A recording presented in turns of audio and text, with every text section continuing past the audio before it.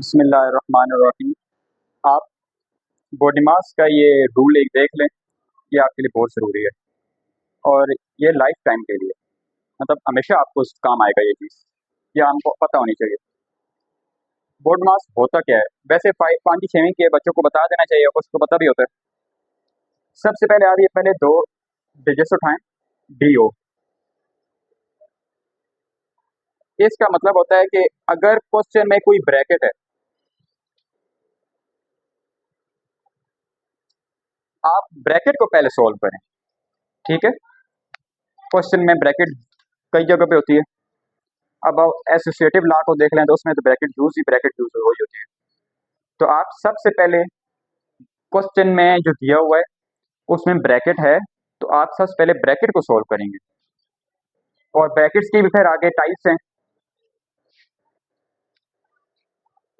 इसको पैरेंथेसिस बोलते हैं या आपकी जुबान में स्मॉल ब्रैकेट। ये सेकंड नंबर पे होती है, यानी कि इससे बड़ी होती है करली ब्रैकेट या मिडिल ब्रैकेट, और ये लार्ज ब्रैकेट होती है। अगर तीनों ब्रैकेट्स इस्तेमाल हुई हुई है क्वेश्चन में, तो पहला रूल क्या है? आप छोटी को पहले सॉल्व करें, फिर इसको करें करली को, और फिर लास्ट को करें। ब्रैकेट का कंसेप्ट समझ आ गया आप सबको? फिर उसके बाद आ गया आपके क्वेश्चन में बॉडी मास वाली जगह पे डी आ गया। डी का मतलब होता है डिवीजन।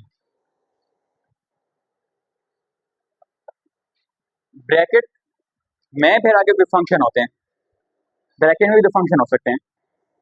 एडिशन हो रही है, मल्टीप्लिकेशन हो रही होती है, सब्ट्रैक्शन हो रही होती है, लेकिन सबसे पहले आपने इसको प्रायोरिटी देनी है, वो डिवीजन है। आपने सबसे पहले डिवाइड को सोल्व करना है। मेरी बात समझ आ रही है आप सबको?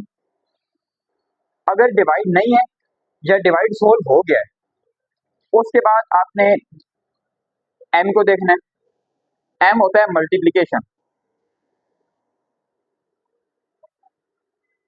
मल्टीप्लाई ज़र्ब देना। फिर आप मल्टीप्लिकेशन को सोल्व करेंगे डिवीजन के बाद, या डिवीजन नहीं है तो मल्टीप्लाई सोल्व कर लो, या डिवीजन आपने सोल्व कर लिया है उसके बाद मल्टीप्लिकेशन पे आ जाओ आप लोग। बात समझ आ गई? फिर आ जाती है एडिशन। ए से होती है एडिशन। मल्टीप्लाई के बाद आपने एडिशन को देखना है, सम को, कि प्लस का साइन है तो आप पहले प्लस को सोल्व करोगे। फिर आ गया S. S mean subtraction, difference. सबसे आखिर में आपने सब्ट्रैक्शन को देखना है। अब मेरी बात आप तक पहुंच गई है?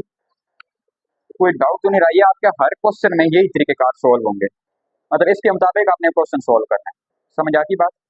इसको आप लिख लो और ऐसी जगह लिखो जहाँ पे आप रोज इसको देख सको, ताकि आपके माइंड में ये चीज पक्की अच्छी तरीके से बैठ जाए। नोट ऑन कर दो।